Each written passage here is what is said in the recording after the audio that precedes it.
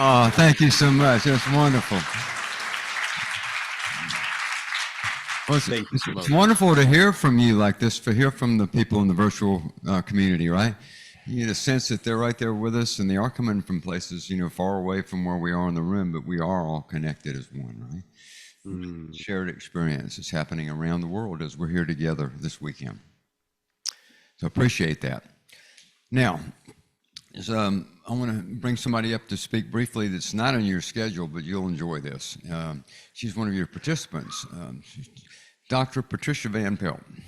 She's a former, until very recently, Illinois State Senator. Has done a tremendous amount of work in her communities, helping people in amazing ways. About 2 years ago, we had Patricia as one of our speakers when we were doing the event virtually. And wow, she blew us all away. She has a lot of commitment and belief in HeartMath and what we do. And she also has an understanding of some of the needs that an organization like HeartMath Institute would have to accomplish her goals. She's done so much work in so many areas, and she wants to assist us. So I'm going to invite her to come up and talk a little now about some things, in particular about some fundraising, something that she's got a lot of passion about. Okay?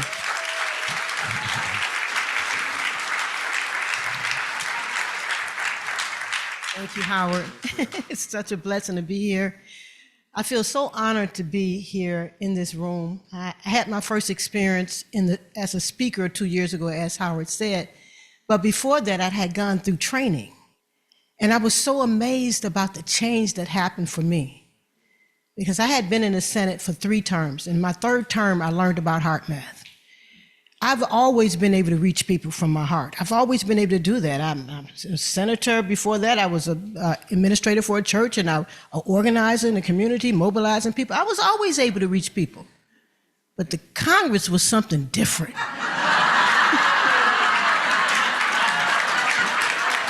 It was just different. And I tried everything I knew to get through to people. And I was unsuccessful. And I just really didn't know what to do, because I went there to do good. I went there to have an impact, to bring the voice of ordinary people into government. I'm going to bring the voice of ordinary people into government. And they said, no, you're not.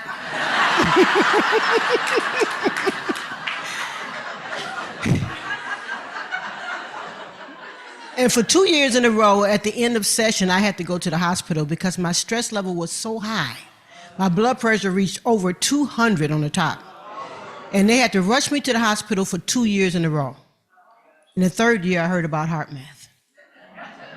That was the 3rd year of my term, in the 3rd term or 3rd year. And I took the training, and I said, this is it. This is it, because I'm trying to change everybody else. I'm trying to influence everybody else, and I needed to influence me. I need to bring my heart into the right place. And from that point on, I was able to pass laws go across the aisle, passing laws, and was able to hear people. They were able to hear me. Things changed, and I was able to have an effect. And then my term was over, my 3rd term was over, and I was elected for a 4th term. I had another 4-year term, and I won in November. Went through the inauguration in January 11th, and on the 31st, I walked out the door. I said, I don't need this. I don't need to be here. I said, I need to be carrying the message that HeartMath has. I need to carry the message of love. I need to help love go viral.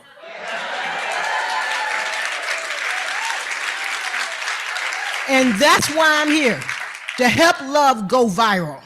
And you all may have seen me like a mad woman running up here, putting this sign on the up here on the first day. Howard was like, no. I'm like, Howard, I need to talk about this fundraiser now. He's like, no. We got a day. We're going to do it at a certain time. But I can't imagine. I don't want to imagine a world without HeartMath. Can you imagine how we have evolved as a species because of the teaching, because of the science, because of the soul that these people have poured out for us? Can you imagine? That's what I'm talking about. That's why I'm here. So we can raise money for HeartMath. We've all paid to come here because we came to receive. This gives us an opportunity to give. I want to invest in something that's eternal, something that's going to surpass race, religion, areas, community areas, demographics. I want to invest in something that's real. HeartMath is that thing. When we give to HeartMath, we're giving to the world. And we're not judging people. We're not saying you deserve to know about love and you deserve to know about. No, we're just saying, HeartMath, do your thing. Do what you do. That's what we're saying. And see, some of us may think HeartMath has a rich uncle somewhere that comes in and swoops in every year. But no, Catherine, come up here with me. Catherine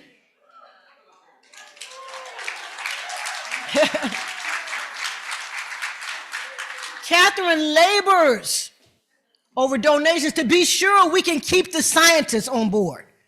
If we can't pay the scientists, they have to go somewhere else to get food and shelter and show up every once in a while. So Catherine works hard to be sure that we keep the scientists.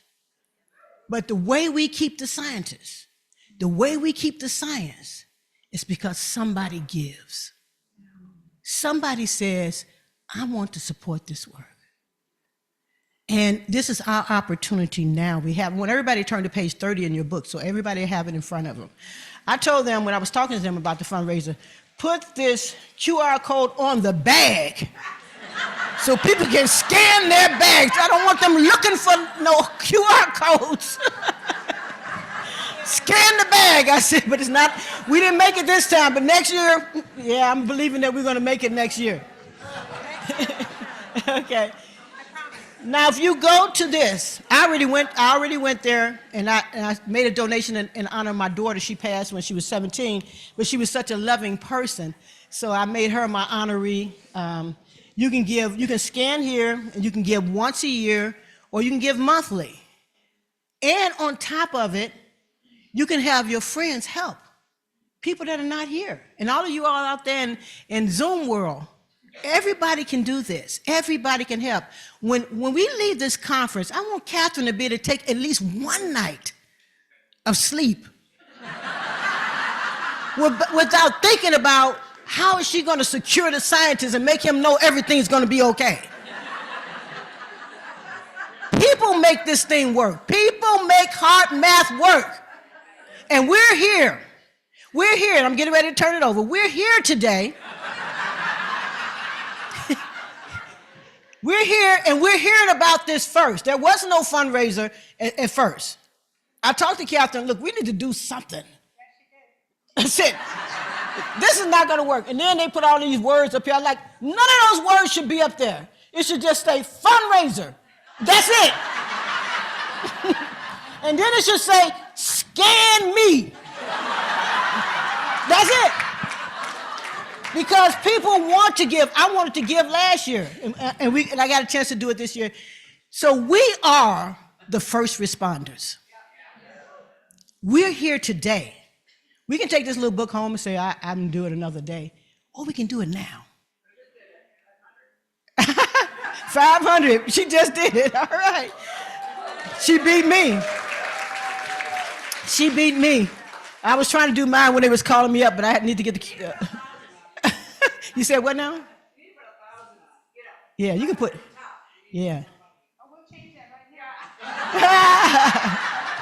Right, but if we all were to do something today, you know, it was a woman in the Bible that came up and put her offering in the bucket, and Jesus was watching the offering. He said, that woman put in 2 mites, and she put in more than all of you. She said, because she gave out of her need, and you give it out of your wealth. So every one of us, we can help these scientists eat. Just think about that. The scientists will eat because I gave something. Thank you, HeartMath. Thank you, Lord. That was amazing.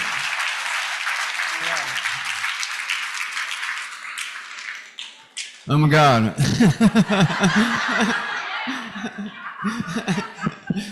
I'm glad I don't have to follow that.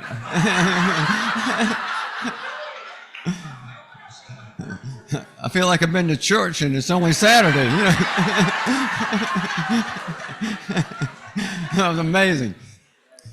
Well, I mentioned that I'm glad I don't have to follow that, but I can say we got somebody that will. Another speaker will be up here in just a minute. And when I was talking to him yesterday, he made a comment. He said, I wish somebody would finally introduce me like this. And he told me. I said, I can do that. I'm in a position to actually do that. So I'm going to bring our next speaker up now just a little bit early, give him a little more time even, so I'm sure he'll put it to good use. So I'd like you to give a warm welcome to Jack Canfield.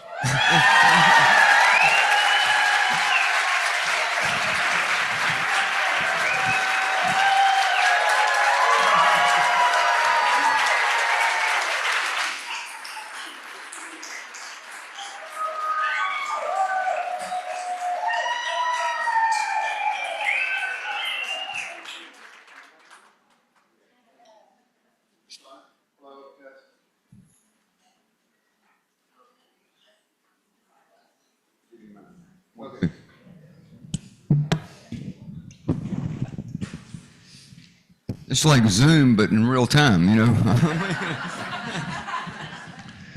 Well, I know what my first activity today. I'm going to join the Church of Van Pelt over there. Unbelievable. I love it. You think you're awake and dynamic, and you see that, and you go, man, I'm asleep. So that was really fun. So I love it. Let me find my clicker here. Where'd it go? Here we go. So this morning, I've been thinking about this presentation for a long time. I don't normally give a talk on love. I talk a lot about success. I wrote a book 20 years ago called The Success Principles, How to Get From Where You Are to Where You Want to Be. And the reason I wrote it is I never wanted to talk about success again. I just wanted to this is everything I know, and I'm going to study spiritual things. And I learned that when you write a book, then everyone wants you to come and talk about what you wrote. So I've been doing that ever since. I'm writing a book now on choosing love, not fear. So that's what I'm focused on. As some of you might have heard, I'm kind of retiring at the end of June or July. I'm 80 years old, and I know. And I think most people think I look younger than that, and I think the reason is meditation, good food, chiropractic, Tai Chi, all those different things we do, HeartMath and so forth. So it's fun to be here still doing this. But I had my 80th birthday, and I thought, I really want to slow down, take some time. So I'm going to write that book, and we'll make it all available to you. Anyway, so here's the deal. I'm going to talk about love today, but I was thinking about this last night. This is going to be a collage. It doesn't have a beginning, middle, and end perfectly because I haven't done this speech before. But there's a lot in here, so we'll just get started. So love. I'm also going to start by showing you some cartoons. And I do that every time I talk because I know when we laugh, we secrete endorphins and all those wonderful things. And laughter is important. I found this quote the other day from Pablo Neruda. It says, laughter is the language of the soul. And a couple years ago, one of my students got into being a laughter yoga coach. Have you heard about laughter yoga? Yeah, and that's really fun. So anyway, cartoons. So do you remember during the pandemic, you may have seen this thing, it said everyone either became a hunk, a chunk, a drunk, or a monk, right? You sat in front of the computer all day long, chunk, right? You drank too much, drunk, right? Worked out, you had a lot more time, right? Or a monk. And so this guy, he says, my two hobbies are smoking marijuana and rescuing stray cats.